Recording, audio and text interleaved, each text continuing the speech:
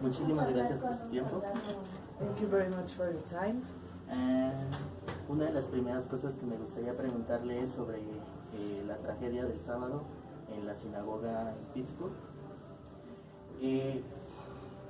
Platicando con una de las personas que estuvo ahí, me comentaba que hay un aumento en las actividades de antisemitismo.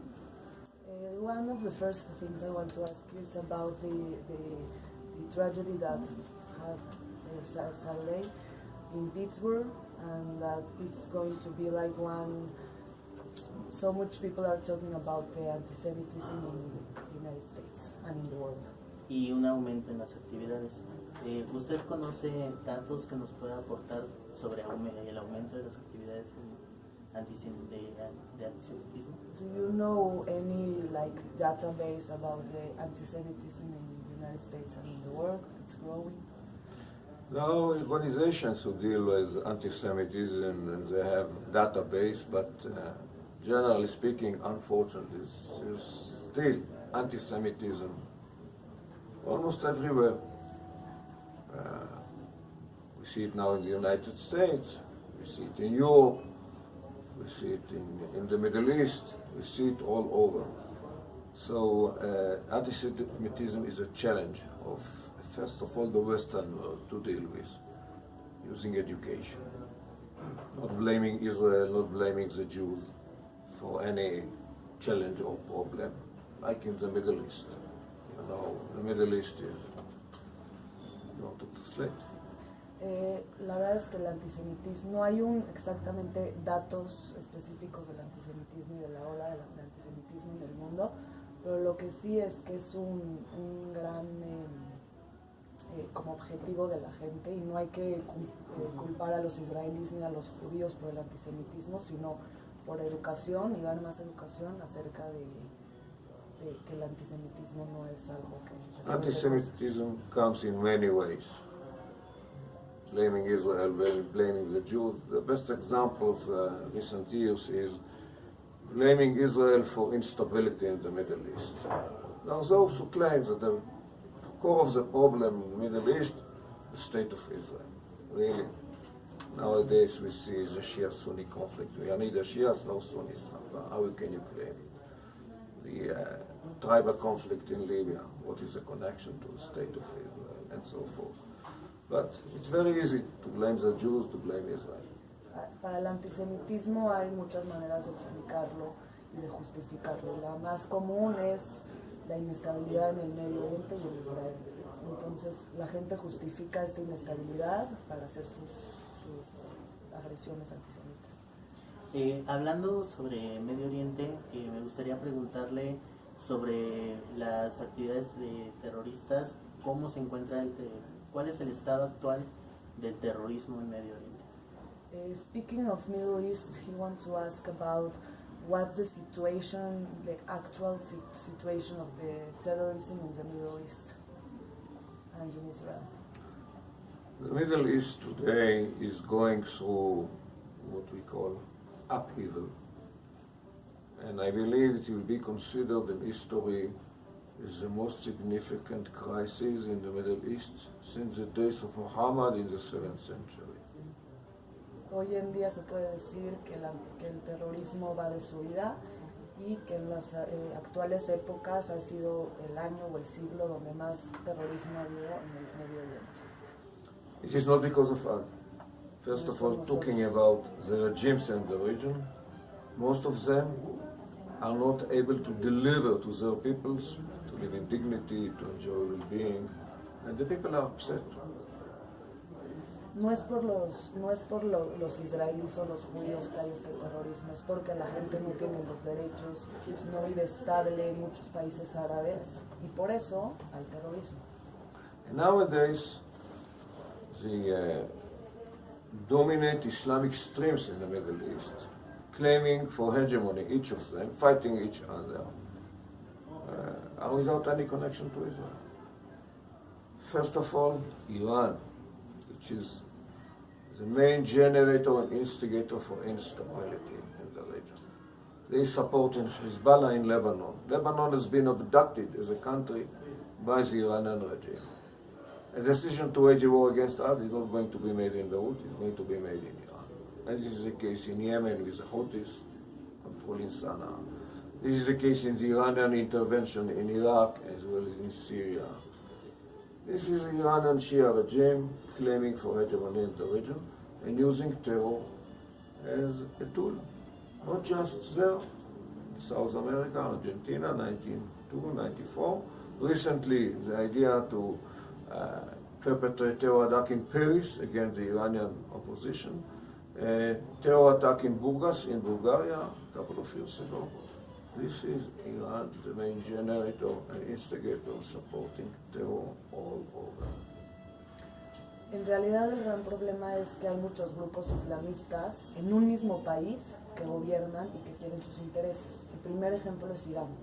Irán tiene grupos islamistas por todo el mundo. Aparte de que su propio país está gobernado por grupos islamistas, tienen aparte a Hezbollah en Líbano, que Líbano es otro país completamente y lo maneja Irán. Todas las decisiones que se toman en Hezbollah no son de Líbano, son de Irán.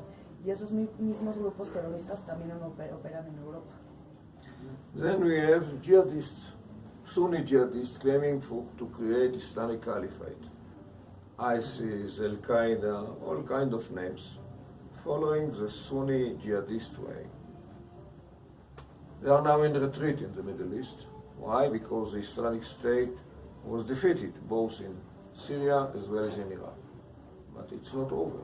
We have those Sunni jihadists as terrorists in Syria, in Iraq, in Egypt, Sinai Peninsula, in Europe, in other countries, North America, Canada, everywhere. This is a second Islamic stream, I would say, movement generating terror in the region. El segundo grupo son los yihadistas sunitas. Los de Irán son chiitas y los otros son sunitas, que son ISIS, que quieren el Estado Islámico, o Al-Qaeda, y que también operan hasta en América del Norte y Canadá. The third Islamic movement, very interesting, Muslim Brotherhood.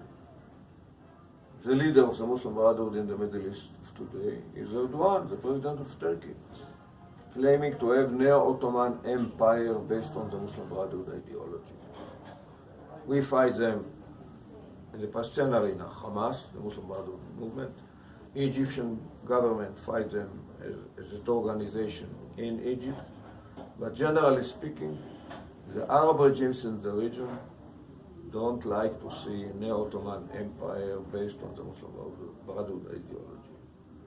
So all these movements are not because of Israel. Y la otra persona que puede ser es Erdogan, que Erdogan es el presidente de Turquía, que es el que quiere restablecer el imperio otomano en todo el Medio Oriente. Y en realidad es que muchos de los países no quieren un imperio basado en la ley musulmana. Eso no es culpa de Israel.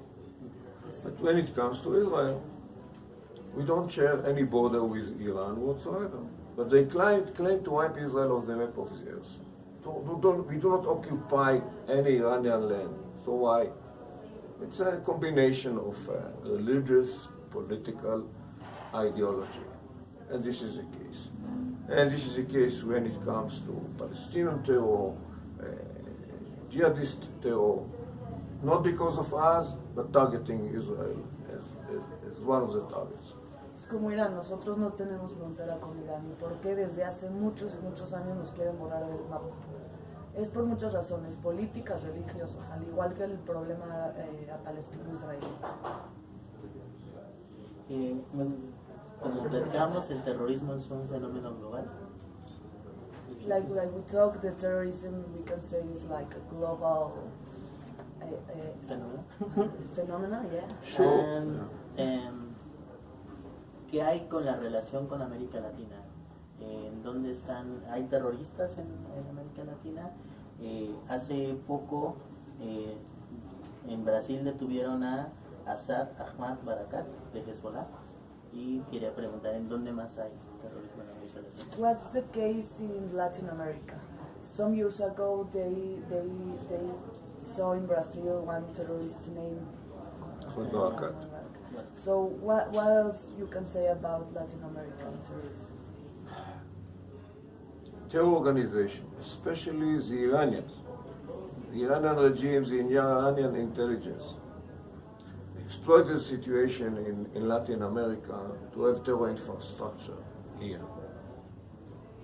They exploited the relationship with Chavez in Venezuela to bring in everything, terrorists, explosives, to exploit the drugs trafficking as well for their benefits. Why in Latin America? In the backyard of the United States. At least in one case, they made a decision to assassinate a Saudi ambassador in Washington using this infrastructure. Against us, used this infrastructure 92-94 in Argentina, the embassy and the Maya Jewish Center. So there are still Iranian proxies in the region, and in order to deal with global terrorism, there is a need for cooperation, international cooperation. This is the main lesson of 9/11. In 9/11, until 9/11, many intelligence agencies, security apparatus worked alone for this country, for that country.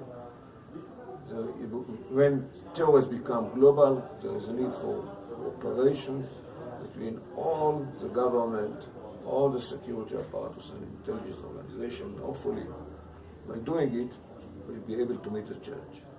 And what about Mexico and the relation with drug cartels in Mexico? Mexico, as a government, doesn't host Iranians, doesn't welcome Iranians like Venezuela as an example. So, and there is a good cooperation regarding security between Israel and Mexico. Dos últimas preguntas. Lo primero sería un poco su opinión como exministro de Defensa de que el próximo presidente del país elimine su seguridad personal en el Estado Mayor Presidencial, que es un tipo de servicio secreto, y no utilice aviones diseñados para la seguridad como el avión presidencial. Okay, the last question is, in your opinion, as ex-Minister of Defense, what do you think about the new president in Mexico? He wants to stop using like private jet and security from himself. He prefers don't use security like the last president. What is your opinion? I'm not familiar with Mexican politics, so I can't address this question. Y por último, ¿qué retos vienen para Israel el año próximo, 2019? What's the main challenges of Israel from this year and next year? We believe that Israel celebrating 70 years of independence is now in a good situation, secured, prosperous, but we still have to fight for our independence. There are too many parties in the region who are reluctant to recognize our right to exist as a Jewish state. They turn their activities from military activities to terror attacks, missiles, rockets. So this is on our agenda, how to secure the country against terror organizations, missiles, rockets.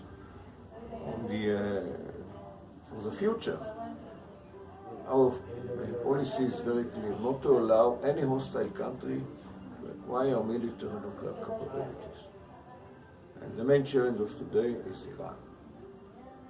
We should deal with it now, not waiting. And the US policy, a new one, to press this regime, to put them again in the dilemma whether to go on with their own activities or to survive as a regime, it's a very good direction to deal with it. But it's a long process, not just for this year, it's for the coming decade. And I'm quite clear and quite confident that if this regime reaching this kind of dilemma, the church will be survivability. That's why we support this kind of policy and strategy, which is led now by President Trump. Thank you very much. Is there anything else that you would like to add?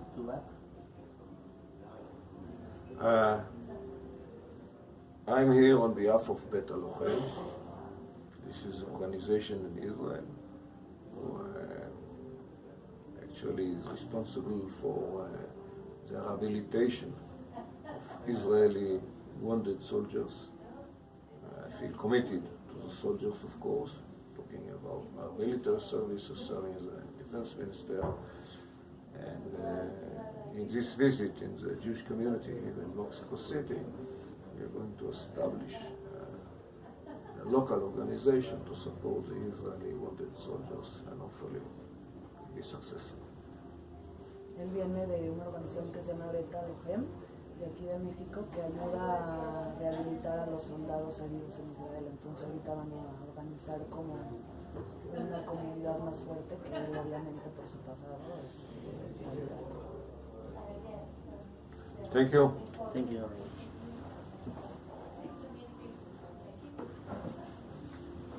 Thank you. Thank you very much.